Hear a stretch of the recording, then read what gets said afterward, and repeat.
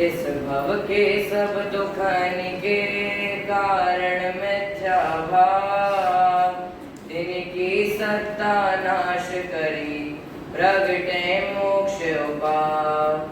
ओम नमः सिद्धेभ्य। यहाँ पर उपस्थित पंचासीन गण एवं मेरे सभी साधर्मी भाइयों को मेरा सादर जय जिनेन्द्र। जैसा कि हम सबको विदित है कि यह जीव संसार में अनादि से परिभ्रमण करते हुए दुख सहन करता है तथा उस दुख का मूलभूत कारण एवं एकमात्र कारण यदि कुछ है तो वह है मिथ्यात्व अर्थात मिथ्या भाव। और यदि हम उस मिथ्यात्व का जड़ से नाश करना चाहते हैं तो सर्वप्रथम हमें उसका स्वरूप का ज्ञान होना अति अनिवार्य है अर्थात आवश्यक है। तो आज की आध्यात्मिक ज्ञान गोष्ठी में मेरा प्रतिपाद बिंदु है ग्रहित अग्रहित मिथ्यात्व का स्वरूप एवं उनके माध्यम से होने वाले दुख।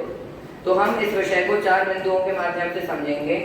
सर्वप्रथम मिथ्यात्व, द्वितीय अग्रहित मिथ्यात्व, तृतीय गृहित मिथ्यात्व एवं चतुर्थ ग्रहित अग्रहित मिथ्यात्व से होने वाले दुख।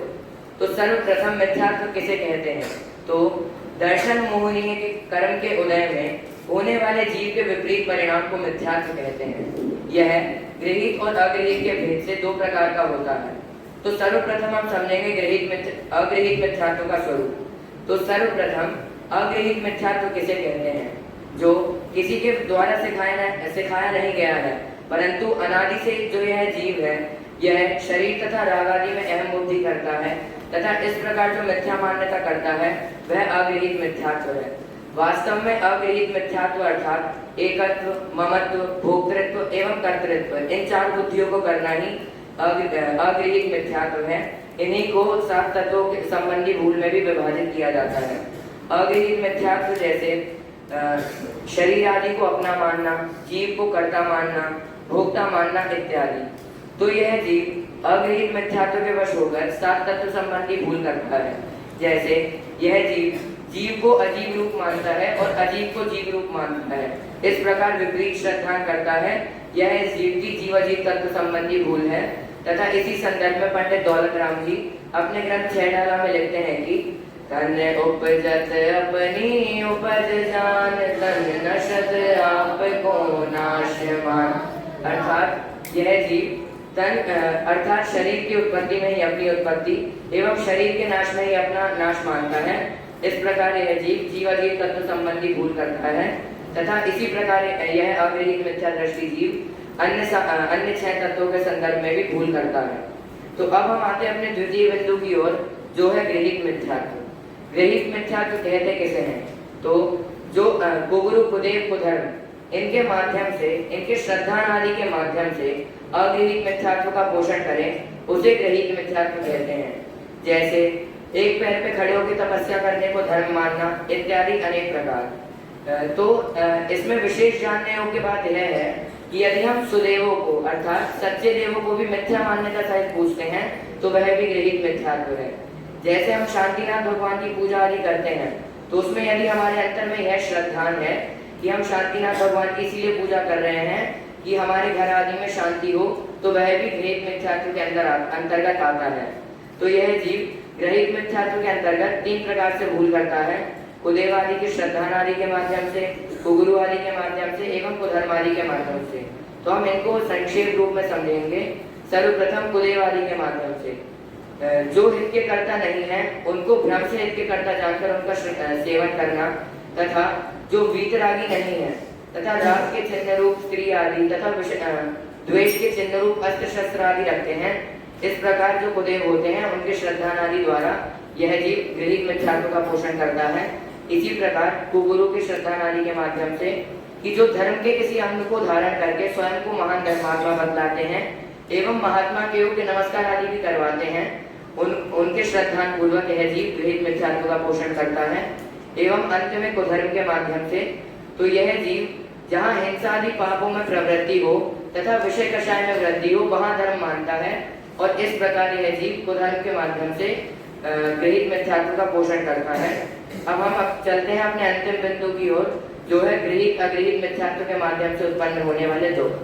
तो इस संदर्भ में आचार्य कल्प पंडित टोडरमल जी अपने ग्रंथ मोक्ष मार्ग प्रकाशक के 7वें अधिकार के मंगलाचरण में लिखते हैं कि इस भवतरु को मूल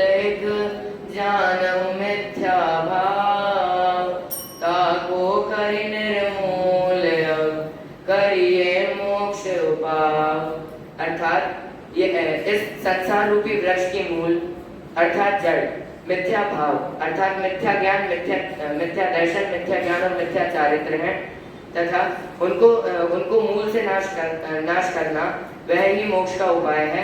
अंत में मैं बस इतना ही कहना चाहूंगा कि यह जो संसार परिभ्रमण है तथा यह जीव 4 गति 84 लाख योनियों में भ्रमण करता है, यह ही ग्रहित अग्रहित मिथ्यात्व का सबसे बड़ा दुख है, अर्थात संसार परिभ्रमण ही सबसे बड़ा दुख है। अंत में हम सभी भी मिथ्या दर्शन, मिथ्या ज्ञान, मिथ्या चारित्र रूप मिथ्या भावों का स्वरूप समझें एवं सम्यक दर्शन, सम्यक ज्ञान की सम्यक चारित्र की प्राप्ति पूर्वक अपना जीवन सफल बनाएं एवं सिद्ध दशा की प्राप्ति करें। इसी भावना के साथ जय जय।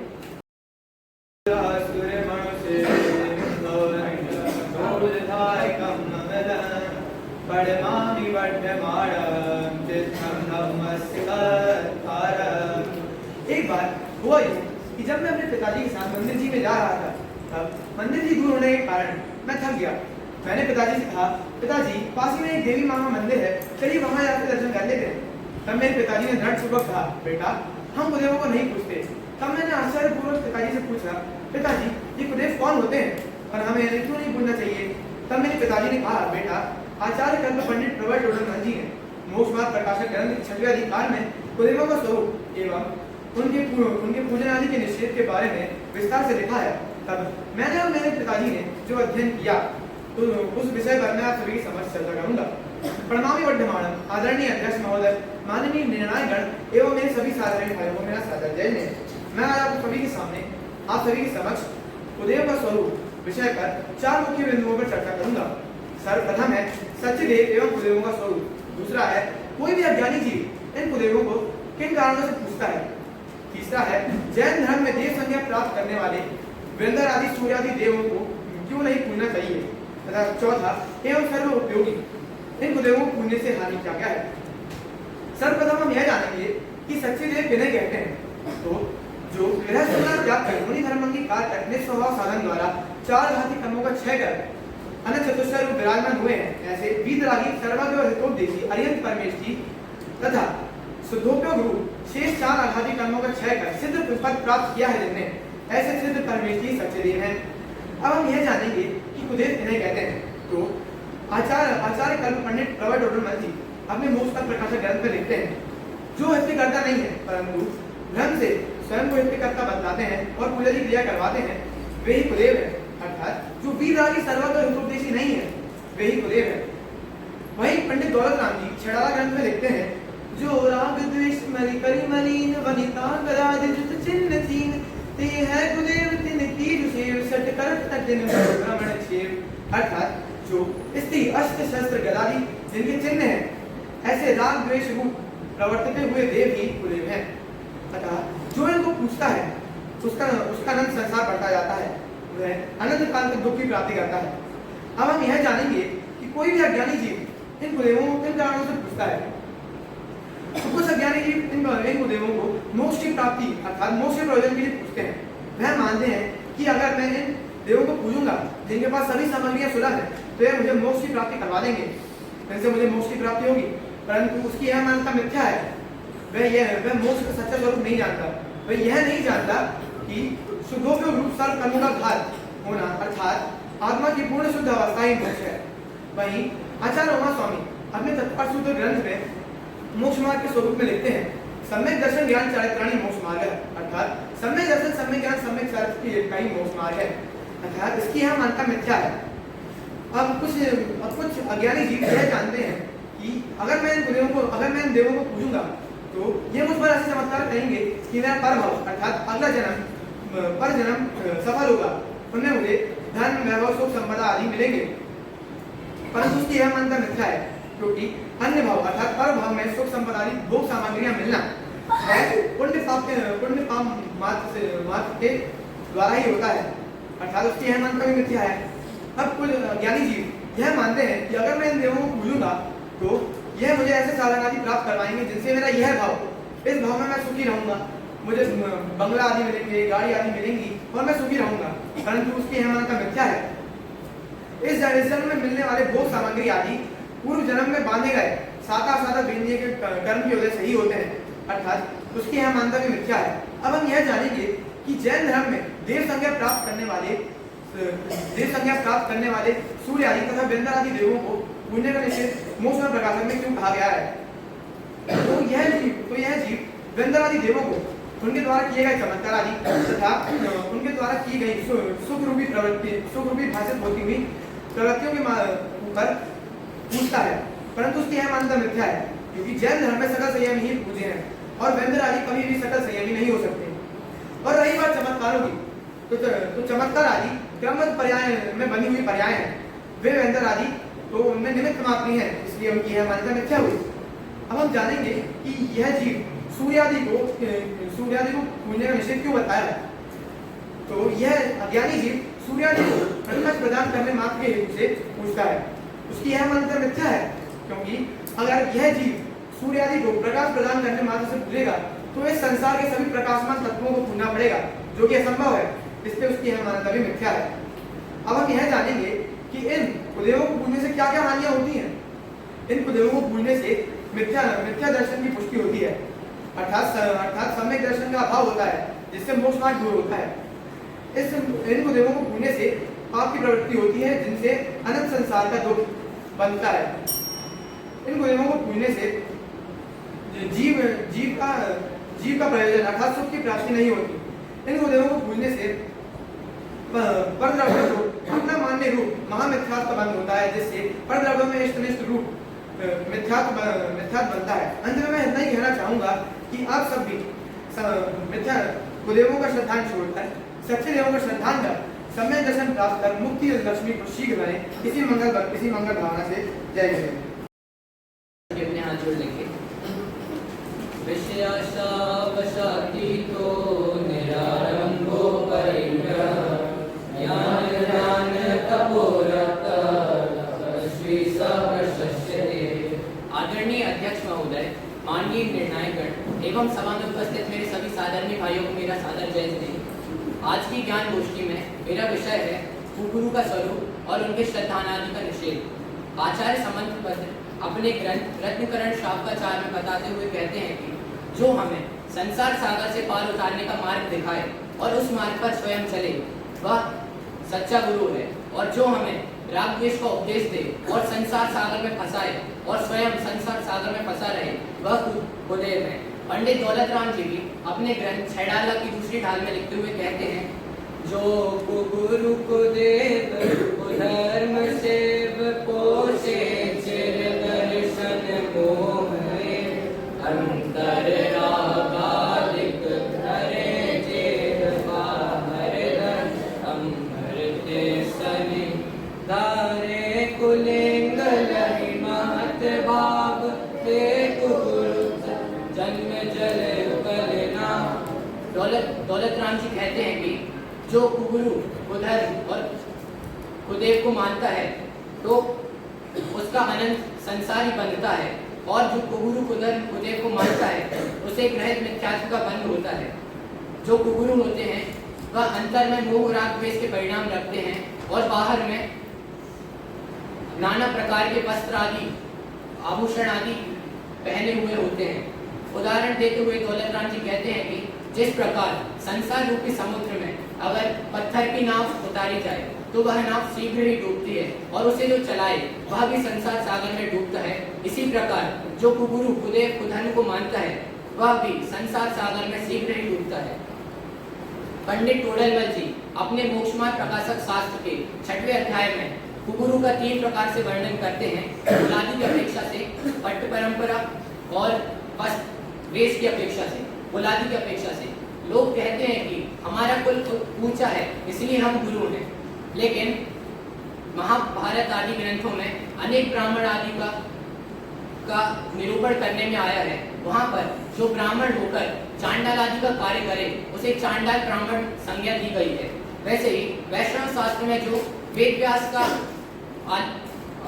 लेख आता है वहां पे कहा जाता है कि जो वेद व्यास थे उनकी उत्पत्ति मछली से हुई थी। अगर किसी जीव की उत्पत्ति मछली से हो तो उसका कुल हम क्या जाने।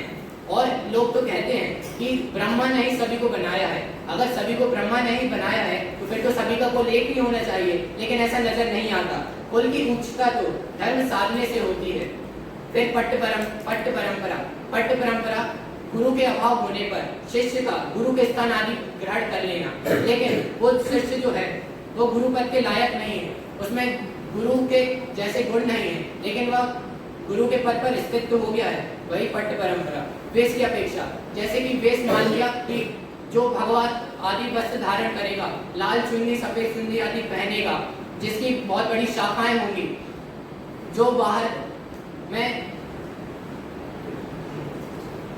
जो वेश धारण करेगा वही गुरु होगा। लेकिन गुरु ऐसे नहीं होते, गुरु तो नग्न वीतरागी दिगंबर संत होते हैं।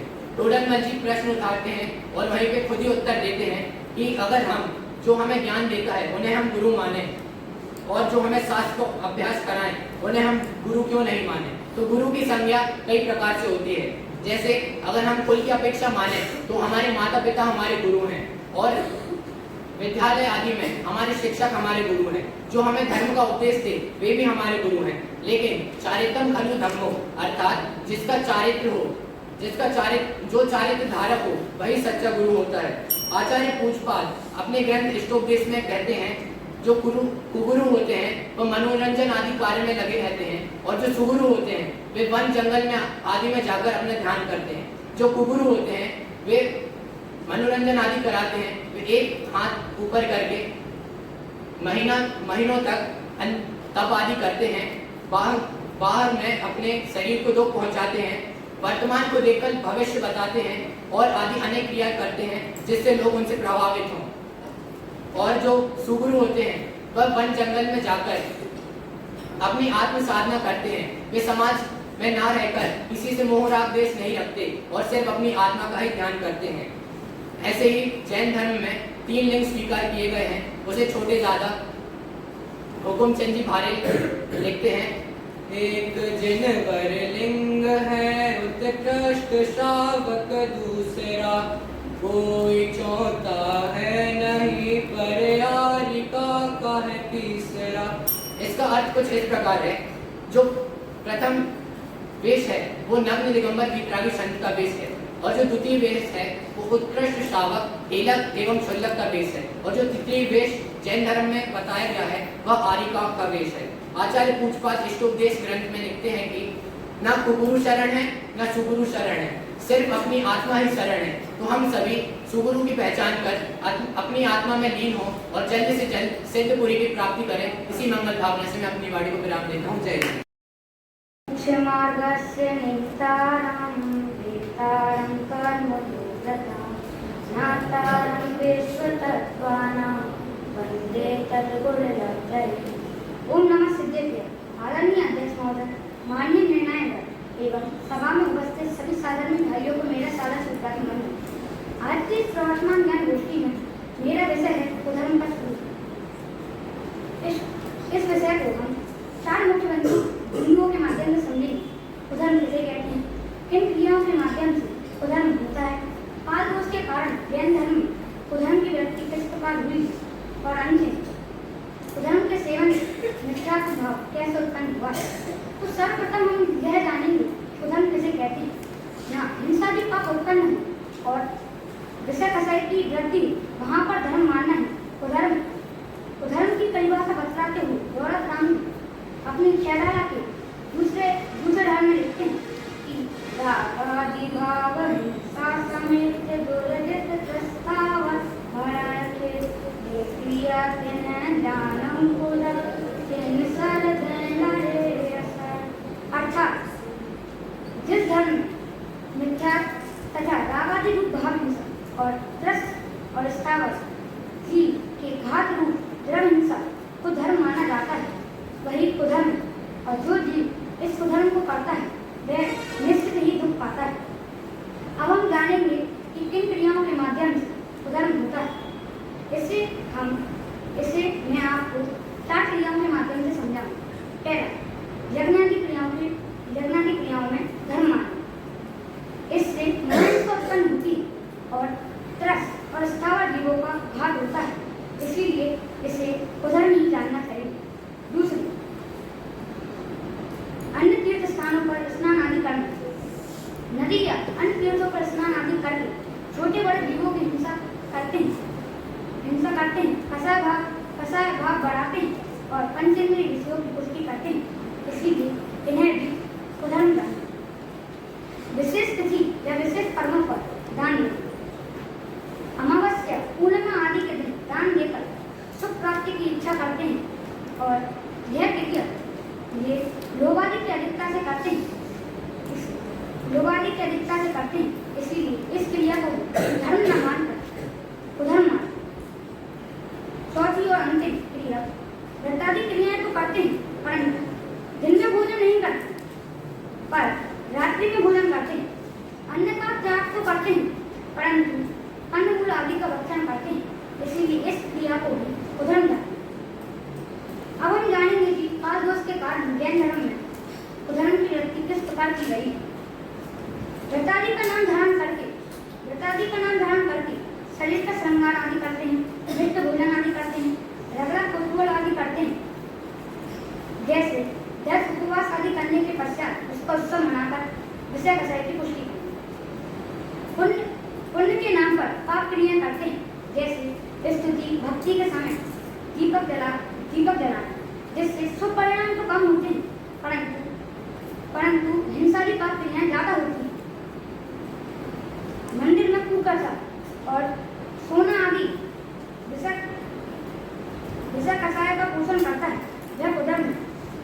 लोभादि के कारण से अपात्र को दान देना वह कुधर्म की वृत्ति है। जैन धर्म तो वीतराग भावभूत है, लेकिन काल दोष के कारण ऐसी विपरीत प्रवृत्तियां मानी जाती है। अब हम जानेंगे कि कुधर्म के सेवन से मिथ्यात्व भाव कैसे उत्पन्न होता है। वीतराग का तो सत्य धर्म है,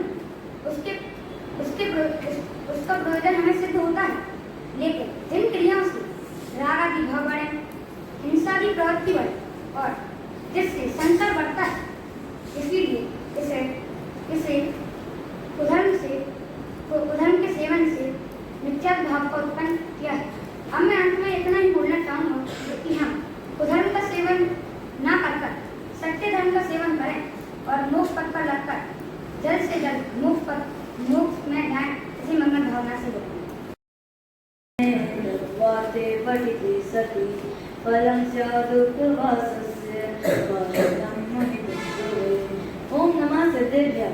यहाँ पर उपस्थित आदरणीय अध्यक्ष महोदय, माननीय निर्णायक गण, विशिष्ट अतिथि एवं सभी मेरे सहधर्मी भाइयों को मेरा शुद्धात्म वंदन। आज मैं यहाँ आप सभी के समक्ष एक ऐसा विषय प्रस्तुत करने आया हूँ जिसका संबंध अपन सभी से है, जिसको समझकर एवं जानकर अनंत जीव मुक्ति को प्राप्त हुए हैं, जिसे आदिनाथ तीर्थंकर से लेकर महावीर स्वामी तक सभी ने अपनी वाणी में बताया है। ऐसे 6 द्रव्यों में से पहले जीव द्रव्य के 5 असाधारण भावों के बारे में मैं आज यहाँ आपके समक्ष समझाने आया हूँ। तो सबसे पहले हम ये जानेंगे कि ये जो 5 भाव होते हैं उन्हें 5 असाधारण भाव क्यों कहते हैं। तो ये जो भाव होते हैं वो सिर्फ जीव द्रव्य को होते हैं और किन्हीं में नहीं पाए जाते, इसीलिए इन भावों को 5 असाधारण भाव कहते हैं। आज मैं इन भावों को 5 असाधारण भावों को तत्पर सूत्र के 2 अध्याय के माध्यम से समझाऊंगा, जिनमें से मेरे प्रतिपाद होंगे। ये 5 भाव कौन कौन से होते हैं, इनकी परिभाषाएं, इनके भेद व इनके उदाहरण। तो सबसे पहले 5 भावों के भेदों का वर्णन करते हुए आचार्य उमास्वामी अपने 2 अध्याय के पहले सूत्र में लिखते हैं कि औपशमिक शायिका भाव मिश्रश्च जीवस्य स्वतत्व मवदय पारिणामिक औचर, अर्थात औपशमिक भाव, क्षायक भाव, मिश्र अर्थात क्षायक्षमिक भाव, पारिणाम औदय भाव एवं पारिणामिक भाव, ये 5 असाधारण भाव होते हैं जो कि सिर्फ जीव द्रव्य में पाए जाते हैं। जिनमें से पहला औपशमिक भाव अर्थात द्रव्य क्षेत्र काल भाव के निमित्त से कर्म की शक्ति के प्रकट न होने को उपशम कहते हैं, और उस उपशम से जो आत्मा में भाव होता है उसे औपशमिक भाव कहते हैं। मतलब जिस प्रकार अगर हम एक गिलास में उसमें हम पानी डालें और फिर मिट्टी डालेंगे तो जो मिट्टी है वह पूरे पानी में फैल जाएगी, लेकिन अगर उसमें फिटकारी डाल दें तो जो मिट्टी है वह एक जगह नीचे दब जाएगी, उसका उपशम हो जाएगा। उसी प्रकार जो आत्मा में कर्म होते हैं उन कर्मों का उपशम हो जाना, उस समय जो आत्मा में भाव होता है उसे औपशमिक भाव कहते हैं। अब दूसरे भाव को समझते हुए क्षायक भाव अर्थात कर्मों के समूल विनाश को क्षय कहते हैं और उस समय जो भाव होता है उसे क्षयिक भाव कहते हैं। जब जो गिलास है उसमें जो पानी है, जो मिट्टी है वो नीचे दब गई है और फिर उस मिट्टी का जो गिलास है उससे बिल्कुल अलग हो जाना उसे क्षय कहेंगे। उसी प्रकार जो आत्मा है उसमें कर्मों का बिल्कुल अलग हो जाना उसे क्षय कहेंगे और उस समय जो भाव होता है उसे क्षय भाव कहेंगे। अब तीसरे भाव को समझते हुए जो क्षय क्षणिक भाव है उसका अर्थ होता है कि कर्मों के एक देश क्षय हो जाना, एक देश उपशम होना और एक देश उदय में आना उसे क्षय क्षणिक भाव कहते हैं। जिस प्रकार जो गिलास में मिट्टी डली है तो उसमें से कुछ मिट्टी का क्षय होना, कुछ मिट्टी का नीचे दब जाना अर्थात उपशम हो जाना, कुछ मिट्टी का ऊपर आना अर्थात उदय में आना उसे क्षयक्षण कहेंगे।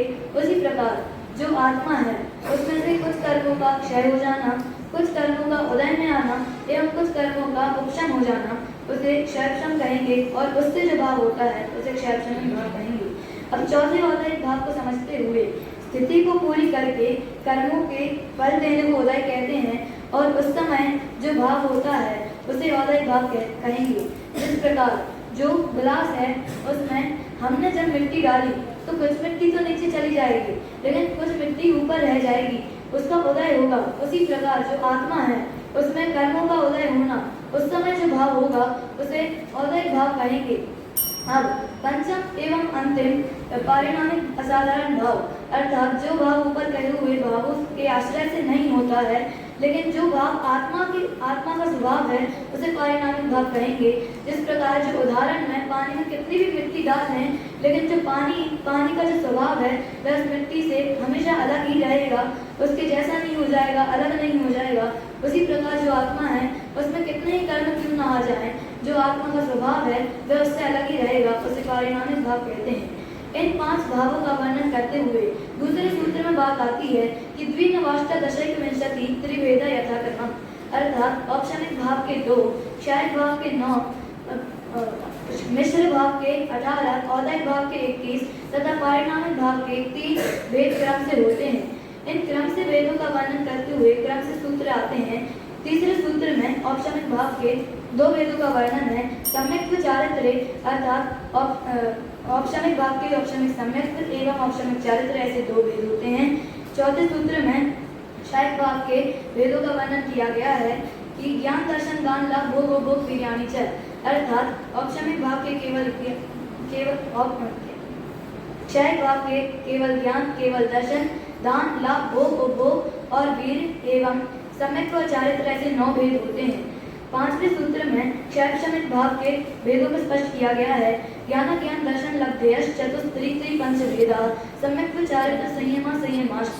इसका अर्थ होता है कि केवल ज्ञान को छोड़कर बाकी के शेष 4 ज्ञान, 3 अज्ञान, केवल दर्शन को छोड़कर 3 दर्शन, 5 लब्धियां तथा सम्यक्त्व चारित्र और संयम ऐसे 18 भेद होते हैं। अब औदयिक भावों को 6ठे सूत्र में स्पष्ट किया गया है कि गति कषाय लिंग मिथ्या दर्शना ज्ञान संहिता सिद्ध लेश्यास चतुस्त्रय कई षटभेदा। इसका अर्थ होता है कि 4 गति, 4 कषाय, 3 वेद, मिथ्या दर्शन, अज्ञान, असंयम, असिद्धत्व और 6 रेशियाएं। इस प्रकार से सब मिलकर औदयिक भाव के 21 भेद होते हैं। अब पारिणामिक भाव के भेदों को 7वें सूत्र में स्पष्ट किया गया है। जीव भव्य भव्यत्वानि च अर्थात जीवत्व, भव्यत्व एवं अभव्यत्व ऐसे 3 भेद पारिणामिक भाव के होते हैं। तो आज हम सभी ने 5 असाधारण भावों के भेद, परिभाषाएं, उदाहरण एवं कारण समझे और हम ये प्रण लें कि आगे चलकर हम औपचारिक, शैक्षणिक और औदयिक भावों को त्याग कर क्षयिक एवं पारिणामिक भाव का आश्रय लेकर मोक्ष पद को प्राप्त करेंगे। इसी मंगल भावना से सभी को सादर जय।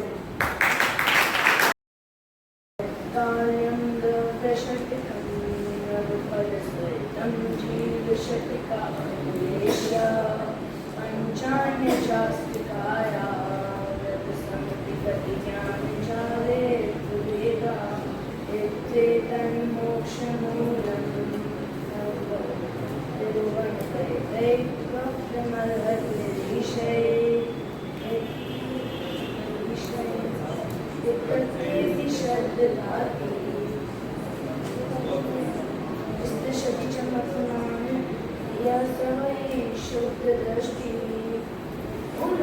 विद्या, यहाँ पर उपस्थित आदरणीय अध्यक्ष महोदय, माननीय निर्णायक एवं सभा में उपस्थित सभी साधन भाइयों सादर जरूरी है। आज की इस प्रवर्तमान ज्ञान गोष्ठी में मेरा केंद्र बिंदु है जन्म का स्वरूप। तो आपके मन में जन्म का स्वरूप सुन के ये प्रश्न तो है कि जन्म का स्वरूप क्या होता है, जन्म किसे कहते हैं, उसका क्या स्वरूप होता है, उसके भेद कितने होते हैं, उसकी परिभाषा कितनी होती है। जन्म जीव जिस स्थान पर जन्म लेता है उस स्थान का नाम क्या होता है और उस स्थान के कितने भेद, उसकी परिभाषा क्या होती है। तो आज की इस गोष्ठी में मैं उन सारे बिंदुओं को स्पष्ट करने आया हूँ। सर्वप्रथम हमारा पहला बिंदु है जन्म किसे कहते हैं। तो नवीन शरीर धारण करने को जन्म कहते हैं। और हम इसे एक उदाहरण के माध्यम से समझेंगे कि जैसे किसी जीव ने अपनी आयु नरक में पूर्ण की और उसने नरक में नवीन शरीर धारण किया, तो उसने नरक में नवीन शरीर धारण किया तो उसका ये कहना होगा कि उसने नरक में जन्म लिया। ऐसे ही अब हम अपने आगे बिंदु पे चलते हैं। उस जीव की कितने उसके भेद कितने होते हैं और उसकी परिभाषा कितनी होती है। तो आचार्य उमा स्वामी अपने ग्रंथ मोक्ष शास्त्र में के द्वितीय अध्याय में सूत्र के माध्यम से लिखते हैं कि सम्मोचन गर्भोत्पाद जन्म, अर्थात सम्मोचन जन्म, गर्भजन्म और उत्पाद जन्म, ये तीन भेद जन्म के होते हैं और उनकी परिभाषा है। सम्मोचन जन्म के तीन लोक में सर्वत्र बिना माता पिता के संबंध के सब पुद्गलों को ग्रहण करके एक शरीर जो शरीर उत्पन्न होता है उसे सम्मोचन जन्म कहते हैं। जैसे रात में लाइट की रोशनी के माध्यम से उत्पन्न होने वाले कीड़े और पसीने में उत्पन्न होने वाले जीव होते हैं, वो सम्मोचन जन्म में आएंगे। अब आ रहा है गर्भजन्म। तो महिलाओं के गर्भाशय में माता पिता के रज बीज के मिलने से जो शरीर की उत्पत्ति होती है उसे गर्भजन्म कहते हैं। जैसे जनन मनुष्य। अब तीसरा आता है उत्पाद जन्म। तो देव और नारकी के शरीर को उत्पाद जन्म कहते हैं। जैसे तो देव और नारकी उत्पाद शैया पे पैदा होती हैं। तो आपके मन में एक प्रश्न तो और उनकी एक अंतर मुहूर्त में उनका शरीर पूर्ण हो जाता है। आपके मन में यह प्रश्न आए होगा कि क्या देव और नारकी एक ही शैया पे उत्पन्न होते हैं? जी नहीं। देव और नारकी के लिए उद्लोक में देवों के लिए और अधोलोक में नारकियों के लिए एक अलग से शैया होती है। अब हम चलते हैं कि जीव जिस स्थान पर जन्म लेता है उस स्थान का नाम, तो वो स्थान क्या होता है। जीव जिस स्थान पर जन्म लेता है उस स्थान को योनि कहते हैं। तो आप सोच रहे हैं योनि क्या है। तो योनि जीव के जन्म लेने के स्थान विशेष को योनि कहते हैं। और जैसे किसी जीव ने किसी जगह से किसी स्थान से आयु पूर्ण की और उसने त्रिदंश में किसी अलग स्थान पे जन्म लिया, तो उसके उस जन्म के स्थान विशेष को योनि कहते हैं। अब उसके साथ तो उसकी परिभाषा और उसके भेद कितने होंगे। तो उसकी परिभाषा उसके भेद द्वितीय अध्याय में उसका सूत्र आता है सचित्र शीत समृद्धा मिश्रा चैक शस्त्यो नया। अर्थात सचित्र शीत और समृद्ध ये तीन योनि। सेत्र अर्थात उनके उल्टे। तो सचित्र तो उल्टा अचित, शीत तो उल्टा उष्ण और समृद्ध तो उल्टा विपरीत। अब दूसरा है मिश्राश्चय। तो मिश्राश्चय अर्थात जो ये 6 योनि है उनमें दो योनियों के मिश्रण करना है। तो सचित्र और अचित्र का सचित्र, शीत और उष्ण का शीतोष्ण और समृद्ध और विपरीत का समृद्ध विपरीत। अब हमें इनके सामान्य अर्थ जानेंगे। तो सचित्र का होगा जीव सहित यानी, अचित्र की होगी जीव रहित यानी, सचित्र की होगी सचित्र और अचित्र दोनों योनि की मिश्रण वाली योनि, शीत योनि होगी ठंडी योनि, उष्ण में गर्म योनि और शीतोष्ण में ठंडी और गर्म योनि के मिश्रण वाली योनि, समृद्ध में ढकी हुई योनि, विपरीत में खुली हुई योनि और समृद्ध विपरीत में दोनों के मिश्रण वाली योनि। तो हम इनकी परिभाषा जानेंगे। तो इनकी परिभाषा इनके अर्थ से बहुत मेल खाती है। जैसे सशक्त योनि की परिभाषा। चेतना सहित योनि को सशक्त योनि कहते हैं, जैसे साधारण शरीर, हमारा साधारण शरीर। अचित योनि, चेतना रहित योनि को अचित योनि कहते हैं, जैसे देव और नारद की जो योनि होती है वो। सचित्ता चित्त, जो सचित और अचित योनि के मिश्रण से जो योनि बनी होती है वो सचित्ता चित्त योनि होती है, जैसे गर्भ शरीर। शीत योनि, ठंडी योनि को शीत योनि कहते हैं, जैसे 5 स्थावर में से अग्नि का स्थावर को छोड़कर बाकी 4 स्थावर हैं वो शीत योनि में आएंगे। और उष्ण योनि, जो गर्म योनि होती है वो उष्ण योनि में आती है। जो 5 स्थावर में से अग्नि का 4 स्थावर को छोड़ के अग्नि का जो स्थावर होता है वो उष्ण योनि में आता है। शीतोष्ण योनि, शीतोष्ण योनि में नारकीय द्रव आते हैं। आप सोच रहे हैं शीतोष्ण योनि में नारकीय द्रव कैसे आते हैं? तो नरक 7 नरकों से प्रथम आदि के 3 जो नरक होते हैं उनमें एकदम तीव्र उष्ण वेदना होती है, और अंत के जो 4 नरक होते हैं उनमें तीव्र शीत वेदना होती है। तो इसके आधार से पंडित दौलत राम जी अपने ग्रंथ छिड़ाला के पैर डाल के 10वें छंद की द्वितीय पंक्ति में लिखते हैं, मेरु समान लो बल जाए ऐसी शीत उष्णता है। अर्थात पंडित दौलत राम जी कहते हैं कि नरकों में ऐसी गर्मी और ठंडी होती है कि मेरु के समान एक लोहा गोला भी गल जाता है, इतनी ठंडी गर्मी होती है। अब हम अपने साथ भी योनि पे पढ़ते हैं, उसका नाम है समृद्ध योनि। जो ढकी हुई योनि होती है समृद्ध योनि कहते हैं, जैसे देव नाग की और एकेंद्रीय जीवों की जो योनि होती है वो समृद्ध योनि होती है।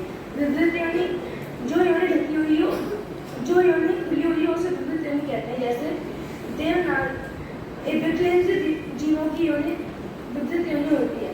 अब समृद्ध विवृत योनि, तो जो योनि समृद्ध व विवृत योनि के मिश्रण से बनी हो उस समृद्ध विवृत योनि कहते हैं, उसमें गर्भ शरीर आता है।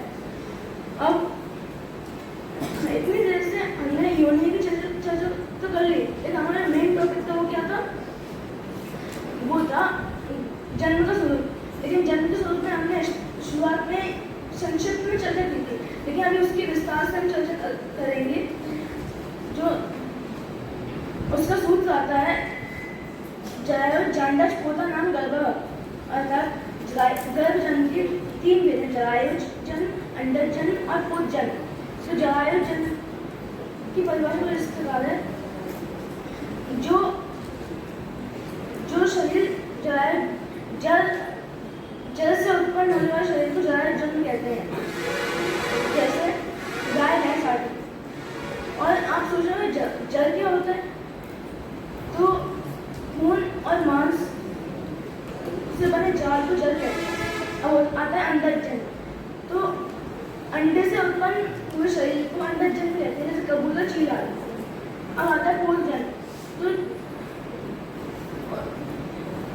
योनि पैदा होते ही जिनमें कोई आवरण ना है, योनि में पैदा होते ही चलने फिरने दौड़ने लगे, उन्हें पोत जन्म कहते हैं, जैसे हिरण, सिंह आदि। अब हमारा दूसरा जन्म है उत्पाद जन्म, तो उसका सूत्र आता है देव नागण उत्पाद, अर्थात देव और नारकियों के उत्पाद जन्म होता है। अब तीसरा है समूचन जन्म।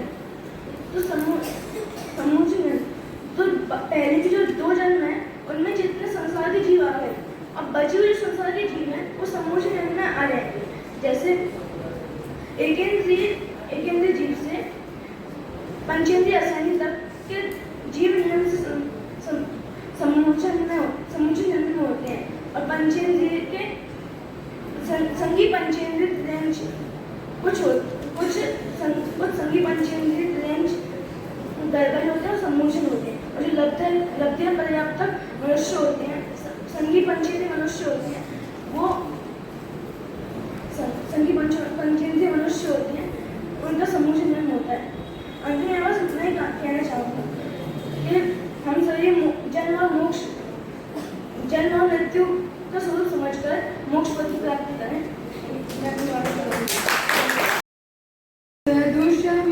भीषण भीषण काल में जिन देव का जब हो बिरा तब मात सम कर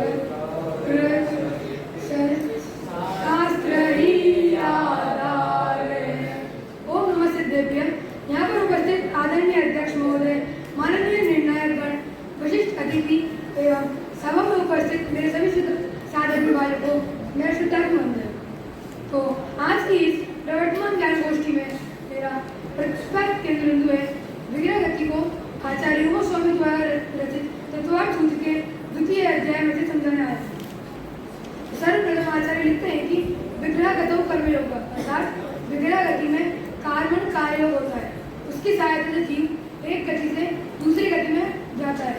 विग्रह गति अर्थात एक शरीर को छोड़कर दूसरे शरीर को धारण करने के बीच के समय को विग्रह गति कहते हैं। और कार्मण कार्ययोग अर्थात ज्ञानावरण आदि 8 कर्मों के समूह को कार्मण कहते हैं। और इसके निमित्त से आत्मा में जो हलन चलन होती है उसे कर्मयोग अथवा कार्ययोग कहते हैं। अब हमने ये समझा कि विग्रह गति में एक शरीर को छोड़कर एक गति दूसरी गति में जाते हैं। पर अब उस विग्रह गति में गमन किस प्रकार होता है उसके लिए आचार्य सूत्र लिखते हैं कि अनुश्रेणी गति अर्थात जीव और पुद्गलों का गमन श्रेणियों के अनुसार ही होता है। श्रेणी अर्थात लोक के मध्य भाग से ऊपर तथा नीचे क्रम से सन्निवेश को प्राप्त हुए आकाश के प्रदेशों की पंक्तियों को श्रेणी कहते हैं। अब जो विग्रह गति है उसके 2 प्रकार हैं, अविग्रहवती गति और विग्रहवती गति। सर्वप्रथम अविग्रहवती गति, जिसमें एक समय लगता है और अर्थात मोड़ रहित गति कोई अविग्रहवती गति कहते हैं। जैसे कोई मुनिराज मध्य लोक में उग्र तप कर रहे हैं और कुछ समय बाद उनका देह छूट जाए तो वे मोक्ष को अर्थात सिद्धिशिला में जाएंगे। तो जहाँ से वे तप कर रहे थे वहाँ उसी स्थान से एकदम ऊपर गमन करते हुए सिद्धिशिला की ओर जाएंगे, उसे अविग्रहवती गति कहते हैं। और विग्रहवती गति अर्थात मोड़ा सहित गति को, जिसमें हमें मोड़ा लेना पड़े उसमें उसे विग्रहवती गति कहते हैं। जैसे कोई मनुष्य मध्य लोक में सुमेरु पर्वत के बाजू में है और उसे नीचे नरकों में एक कोने में जन्म लेना है तो उसे नीचे जाना पड़ेगा, फिर मुड़ना पड़ेगा। तो उसने मोड़ा लिया, उसे विग्रहवती गति कहेंगे। अब यह इसी के बारे में, अब अविग्रह गति के बारे में आचार्य सूत्र लिखते हैं कि अविग्रह जीव अर्थात मुक्त जीवों को ही अविग्रह गति होती है। और अब विग्रहवती का समय बताते हुए आचार्य सूत्र लिखते हैं कि विग्रहवती च संसारी न प्राग चतुर्भुज, अर्थात विग्रह गति में 4 समय से पहले तक का अर्थात विग्रह गति में 4 समय से पहले तक हमें अपना नवीन शरीर धारण करना पड़ता है। और संसारी जीव की 2 प्रकार की गति होती है, विग्रहवती और अविग्रहवती। जिसमें मोड़ा लेना पड़े उसे विग्रहवती गति कहते हैं, जिसमें 1 मोड़ा लेना पड़े उसमें 2 समय, जिसमें 2 मोड़ लेने पड़े उसमें 3 समय, और जिसमें 3 मोड़ लेने पड़े उसमें 4 समय लगता है। परंतु यह जीव 4 समय से पहले ही अपने नवीन शरीर को धारण कर लेता है, इसीलिए विग्रहवती 4 समय से पहले की होती है। अब हम अविग्रहवती गति के समय के बारे में जानेंगे। उसके लिए आचार्य सूत्र लिखते हैं कि एक समय विग्रह अर्थात मोड़ रहित गति को अविग्रह गति कहते हैं, और जिसमें एक समय लगता है उसे अविग्रह गति कहते हैं। अब हम ये समझेंगे कि विग्रह गति में जीव कब तक आहारक और अनाहारक रहता है। उसके लिए आचार्य सूत्र लिखते हैं कि एकम 2 3 पानाहारक, अर्थात विग्रह गति में जीव 1, 2 और 3 समय तक अनाहारक रहता है। उसके बाद चौथे समय में वो आहारक हो जाता है। आहारक अर्थात औदारिक व्यक्तियों और आहारक शरीर तथा 6 पर्याप्तियों के योग्य पुद्गल परमाणुओं के ग्रहण करने को ही आहारक कहते हैं। तथा अब मैं अंत में इतना ही कहना चाहूँगा कि हम सभी भी अपने आत्मा का स्वरूप पहचान कर उसकी मंगल भावना से देखेंगे। मार्गस्य नेतारं कर्मनिव्रतां दातारं विश्वतत्त्वानां वन्दे तद्गुरुम्। ओम नमः सिद्धेभ्य। यहाँ पर उपस्थित आदरणीय अध्यक्ष महोदय, माननीय निर्णयकर एवं सभा में उपस्थित सभी साधारण भाइयों को मेरा सादर नमस्कार। आज की इस ज्ञान गोष्ठी में मेरा विषय है मति ज्ञान के 336 भेद। तो सर्वप्रथम हम सम्यक ज्ञान का वर्णन, उनके ज्ञान के नाम और ज्ञान के भेद जानेंगे। तो आचार्य सूत्र लिखते हैं, मति शुद्ध अवधि मना पर्याय केवलानि ज्ञानम, अर्थात मति शुद्ध अवधि मना पर्याय और केवल, यह 5 ज्ञान होते हैं। अब हम इनकी परिभाषाएं जानेंगे। मति ज्ञान इंद्रियों और मन की सहायता से पदार्थ को जानना मति ज्ञान है। और शुद्ध ज्ञान इंद्रिय और मन की सहायता से मति ज्ञान के द्वारा जाने हुए पदार्थ को विशिष्ट रूप से जानना उसे शुद्ध ज्ञान कहते हैं। अवधि ज्ञान इंद्रियों की सहायता के बिना द्रव्य, क्षेत्र, काल और भाव की मर्यादा से पदार्थों को स्पष्ट जानना उसे अवधि ज्ञान कहते हैं। मना पर्याय ज्ञान इंद्रियों की सहायता के बिना अन्य पुरुष के मन में स्थित रूपी पदार्थों को स्पष्ट जानता है, उसे मना पर्याय ज्ञान कहते हैं। केवल ज्ञान जो सब द्रव्य और उनकी सब पर्यायों को एक साथ जाने उसे मना पर्याय ज्ञान कहते हैं। फिर हम इन 5 ज्ञान में से प्रथम ज्ञान जो है मति ज्ञान, हम उसकी चर्चा करेंगे। तो इसमें आचार्य दूसरा सूत्र लिखते हैं, मति ज्ञान के नामांतर, मतलब मति ज्ञान के दूसरे नाम। मति स्मृति संख्या चिंता अभिधि बोध इत्यर्थांतरम, अर्थात मति स्मृति संख्या चिंता और अभिधि। अब हम इनकी परिभाषा जानेंगे। मति अर्थात मन और इंद्रिय जो वर्तमान काल में मन और इंद्रिय वर्तमान काल के पदार्थ हैं, उनको जानता है, उसे मति कहते हैं। स्मृति पहले जाने हुए पदार्थ का वर्तमान में स्मरण आना, उसे स्मृति कहते हैं। संज्ञा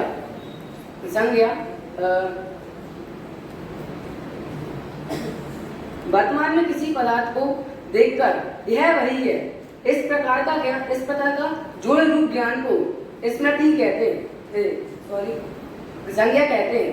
अब आता है चिंता।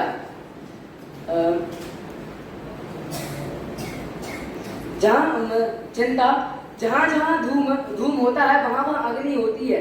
इस प्रकार के व्याप्ति ज्ञान को चिंता कहते हैं। और अभिनिबोध साधन से साध्य का ज्ञान होना, वह अभिनिबोध है। अब आचार्य मति ज्ञान का दूसरा सूत्र लिखते हुए कहते हैं, तत् इंद्रिय निवृत्तम, अर्थात वह मति ज्ञान, तद मतलब होता है वह। और अपन ने ऊपर जो उसका पहले वाला सूत्र था उसमें अपन ने मति ज्ञान की चर्चा की थी, इसलिए वह मति ज्ञान इंद्रिय और मन की निवृत्ति से होता है। अब इसके बाद सूत्र आता है अवग्रह हावाय धारणा, अर्थात अवग्रह, ईया, हावाय और धारणा, यह मति ज्ञान के 4 भेद हैं। अवग्रह, पहले परिभाषा बताते हैं अवग्रह की, दर्शन के बाद शुक्ल कृष्ण आदि रूप विशेषों का ज्ञान होना। फिर ईया, अवग्रह के द्वारा जाने हुए पदार्थ है, अवग्रह के द्वारा जाने हुए पदार्थ का विशेष रूप से जानने की चेष्टा होना, उसे ईया कहते हैं। आवाय जो अवग्रह, जो अपन ने अवग्रह के द्वारा जाना हुआ पदार्थ था उसको अपन ने जानने की चेष्टा की, तो उसे ईया कहा। फिर अपन ने उसको क्या कहते, मतलब उसे कोई चिन्ह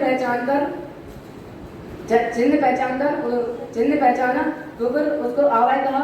और उसको अपन ने कालांतर मतलब धारण कर लिया तो उसे धारणा कहा। इसके एक एग्जाम्पल बताते हैं, जैसे आप कहीं स्टेशन पे खड़े हो, वहां से कोई ट्रेन निकली तो उसमें आपने उसके किसी गेट पे आपने कुछ देखा तो आपको फिर आपने उसका हुआ अवग्रह, फिर आपको ईहा में जाने की चेष्टा हुई उसको, आपने सोचा ये क्या है, तो मतलब अपन ने उसको जाना जानने की चेष्टा होना कि ये क्या है। फिर ईया, उसका विशेष चिन्ह देखना। तो अपन ने उससे किसी व्यक्ति के हाथ या पैर देखे तो फिर हमने उसको निश्चित कर लिया कि ये व्यक्ति है, तो अपन उसको धारण कर लिए कालांतर, उसको कालांतर कर लिए कभी नहीं, मतलब कालांतर मतलब होता है उसको कभी नहीं भूलना। अब इसके बाद आचार्य सूत्र बताते हैं बहु बहुविधि क्षिप्राणि शतानुग्रहाणां शिष्टाणाम्, अर्थात बहु बहुविध क्षिप्र अक्षिप्र अनिश्रित और उक्त और ध्रुव।